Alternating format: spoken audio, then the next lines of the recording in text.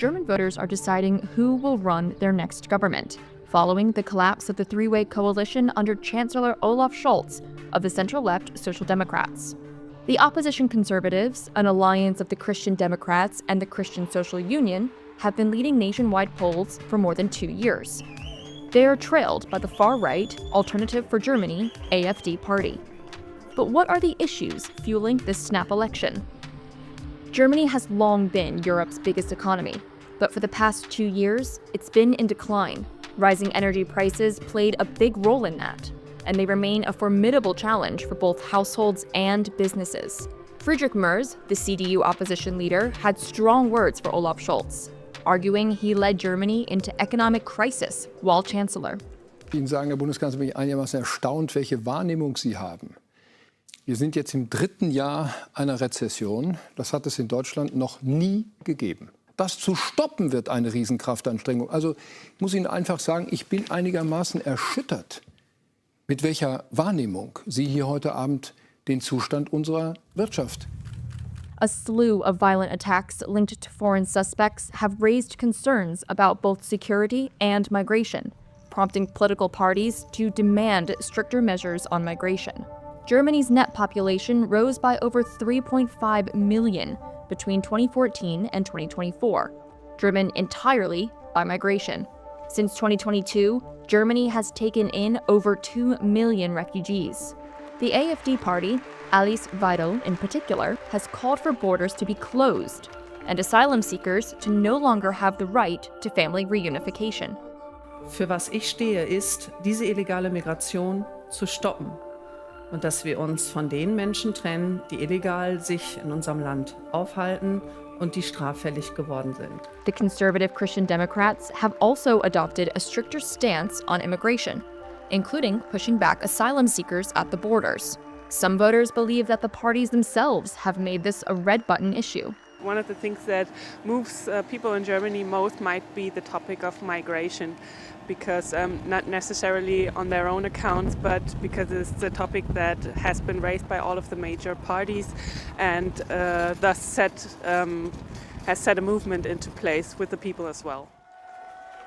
Both a stagnating economy and tensions over migration have fueled the rise of the far-right AfD party. Its biggest political win on a federal level came earlier this year, when it helped the passing of a vote sponsored by the leader of the German Conservatives. Most of Germany's major parties refuse to work with the AfD, and many protests against the AfD party have broken out across Germany, with voters like Antje Marta worried about a possible shift to the right. Ich empfinde es als absolut besorgniserregend, dass Rassismus und die rechte Kommunikation zur Normalität wird. Jeder Mensch zählt und kein Mensch ist illegal. Und deswegen bin ich hier und so oft es möglich ist, auf die Straße gehen sollten. Ich habe eine Stimme, wir alle haben eine Stimme. Germany's mainstream parties all favor helping Ukraine fend off Russia's invasion with weapons and supplies. However, Scholz and his Social Democrats have recently struck a more cautious tone, emphasizing the need for diplomacy. The AfD is among those who want an end to weapons deliveries to Kyiv and a resumption of good relations with Moscow. U.S. President Donald Trump escalated his war of words with Ukrainian President Volodymyr Zelenskiy on Wednesday, calling him a dictator without elections in a Truth Social post, adding that he better move fast or he is not going to have a country left. Trump's post came just hours after Zelensky said the U.S. president was trapped in a Russian disinformation bubble, after Trump suggested on Tuesday that Ukraine was responsible for Russia's full-scale invasion. You should have never started it. You could have made a deal. Speaking at a news briefing, Zelensky said he would like Trump's team to have more truth about his country. Unfortunately, President Trump, who we respect a lot as the leader of a nation that we really respect, the American nation, who supported us all the time, unfortunately, he lives in this disinformation space.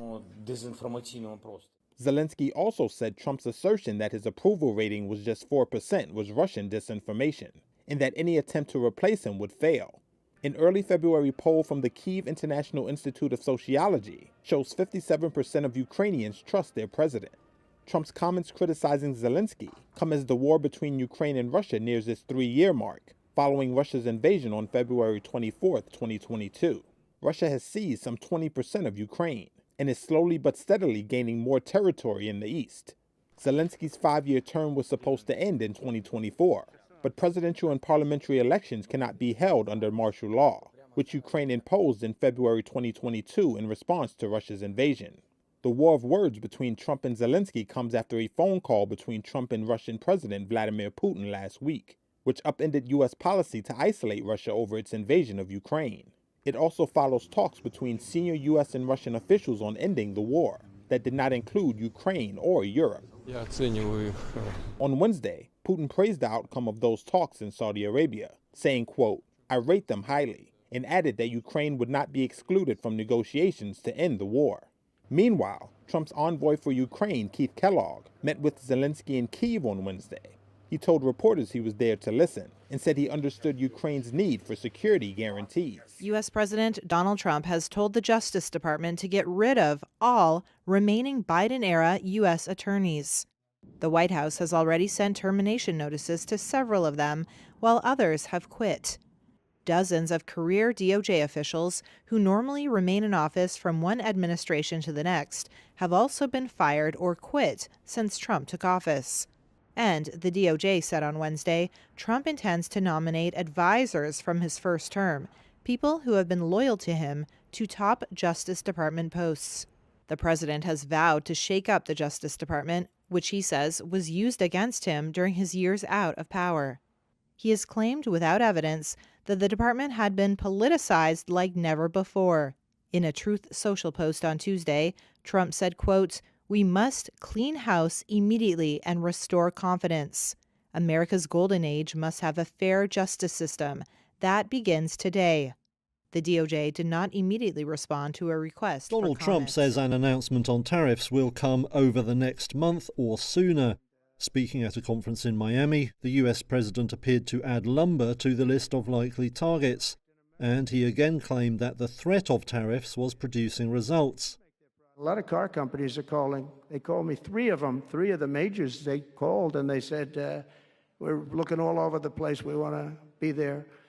I'm going to be announcing tariffs on cars and semiconductors and chips and pharmaceuticals, drugs and pharmaceuticals and lumber probably and some other things over the next month or sooner.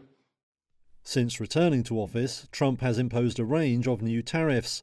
That includes broad ones, like an extra 10% levy on goods from China, to ones targeted at specific products like steel.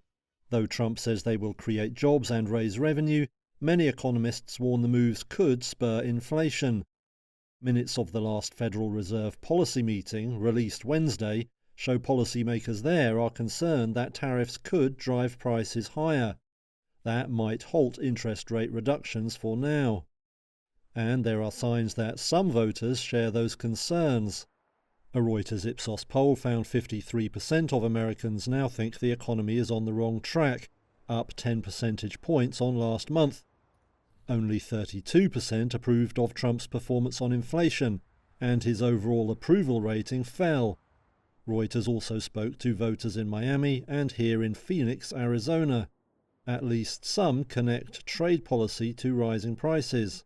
Trump imposed those tariffs. He said it was going to be a little pain, and you notice some of the prices going up, food prices going up. He did make those promises that food prices would go down before he entered office. Yeah, I mean, I think he promised a lot, and then when he got into office, he took away diversity, groceries went up. There's no sign of Trump backing down, however. Earlier this week, he said an announcement on tariffs was likely to come on April 2nd. And his latest comments suggest that moment may now have moved closer. On the Gaza City coastline, Palestinian fishermen gather in the hope of catching enough fish to feed their families. But 15 months of war between Israel and Hamas has left the city's fishing industry in ruin. The once thriving coastline is now a scene of devastation. Most fishermen have lost their boats and with them their livelihoods. Standing by the shore, fisherman Jamal Al-Amoudi points to a piece of metal floating in the water. All the money is gone. It is all gone. This is my boat by the fishing net, in the water, and the only thing visible is the metal piece. I have a boat that is big, 17 meters, and I have 10 smaller boats. There are no small boats left. It is all gone. It is all destroyed. Not just me, but all the people. Look at the port, which was not visible due to the number of smaller boats and bigger boats. Look, there is nothing there except for the metal sticking out of the water. Before the war, fishing was a vital part of daily life in Gaza. Fishermen would set out to sea, returning with fresh catches to sell at the local market. The industry provided a source of income for many families and was an important part of the community. But during the war, Israeli restrictions in the waters of the enclave prevented fishermen from going out to sea, crippling the industry. Now they're struggling to rebuild. With no materials available to build new boats, they're forced to try and repair old boats or use alternative methods like fish traps. Awad al-Mekdad is another fisherman. We are building a boat from scratch, a rowboat. We are patching it up. Look at these parts here. These parts are taken from the large boats. We build it all from the beginning. And that thing is highly expensive. There is no raw material, no fiberglass, and these materials are not available today. Israel launched its offensive on Gaza after Hamas militants stormed southern Israel on October 7th, 2023. The group killed 1,200 people and took over 250 hostages, according to Israeli tallies. In Gaza, more than 48,000 people have been killed, according to Palestinian health officials. Much of the enclave has been devastated. A ceasefire agreement was reached last month, bringing an end to the fighting. But for fishermen, the road to recovery will be long and difficult. Europe's biggest defence company, BAE Systems, said it could expand to meet surging demand. But that depended on governments providing long-term guarantees about higher military spending. Shares in Europe's defence companies have rallied over the last week. It followed a summit in Munich where the US told Europe's political leaders they must raise military budgets. BAE CEO Charles Woodburn said major shifts in European security could drive significantly higher defence spending. He added BAE was already having high-level conversations with governments. Analysts have said correcting 10 years of underspending by NATO members to reach the current 2% target would cost $833.6 billion. In Wednesday's full-year results, BAE showed it secured $42.5 billion of orders last year. That took its backlog to a record of nearly $98 billion, 3 times its annual sales. There was a further sign of how high defence spending is on the European agenda Wednesday. Defence group Rheinmetall said it struck a deal with Germany's armed forces worth $271 million. It's to provide logistical support during troop redeployments. Almost 9 out of 10 Japanese companies expect U.S. President Donald Trump's policies to hurt business. That's according to the results of a new Reuters study out Thursday. It's the clearest sign yet of rising worry in the United States' top foreign direct investor. About 86% of 233 companies surveyed said Trump's policy measures would have an adverse or somewhat adverse effect on their business environment. That's up from 73% from the same survey taken a month before Trump took office. Of the firms in the world's 4th largest economy that see Trump's policy initiatives as negative, 72% picked his trade strategy, including imposing more tariffs as the most detrimental factor.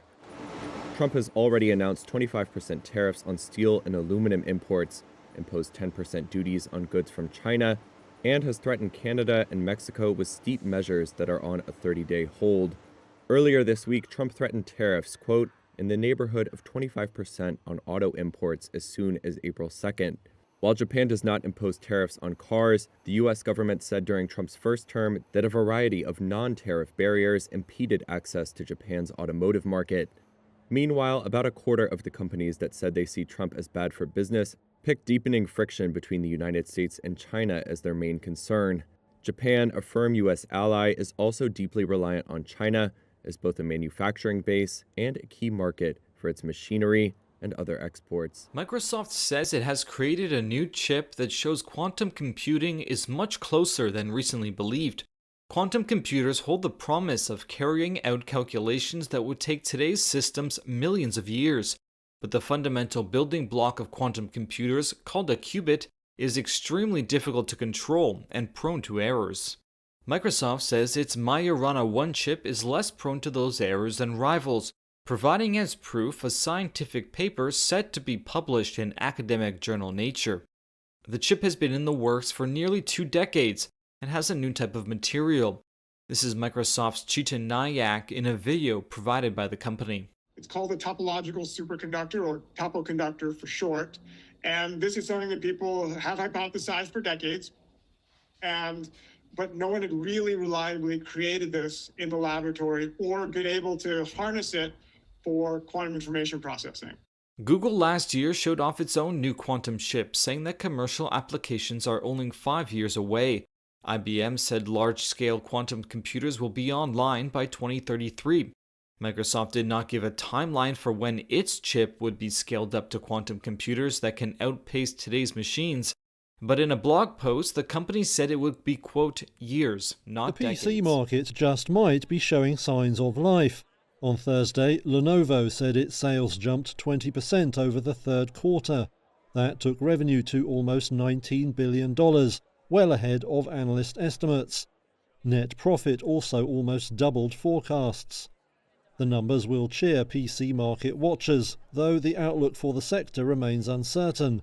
Research firm IDC says the worldwide market for personal computers grew just 1.8% over the final quarter of last year. Still, that marks a recovery from the slump that followed the end of the global pandemic. Sales had boomed during lockdowns, when people stocked up on gear for home working and entertainment. Lenovo maintained its status as the world's top PC maker over the latest quarter, grabbing almost a quarter of the market. The Chinese company has diversified beyond computers in recent years, expanding into software and services. It has also positioned itself to benefit from the booming demand for AI applications by growing its related server and software businesses. The firm said earlier this week that it had integrated new Chinese AI model DeepSeek into devices including PCs and tablets. Manchester United's problems show no sign of easing, on or off the pitch. The English Premier League soccer giant on Wednesday reported a net loss of $7.8 million in the second quarter. That was due to lower earnings from not participating in the more profitable Champions League, the top-tier European competition. Club CEO Omar Barada said in a statement on Wednesday, quote, "We recognize the challenges in improving our men's team's league position, and we are all working hard collectively to achieve that." The club currently sits 15th in the Premier League table, only 3 places away from the relegation zone. My focus is to prepare the game. In November, United switched managers in a bid to turn performances around, appointing Portugal's Ruben Amorim. But results have seen no improvement. The club's revenue for the quarter ending December 31st fell 12% to around $250 million. That resulted in a net loss compared to a profit of about $24 million a year earlier.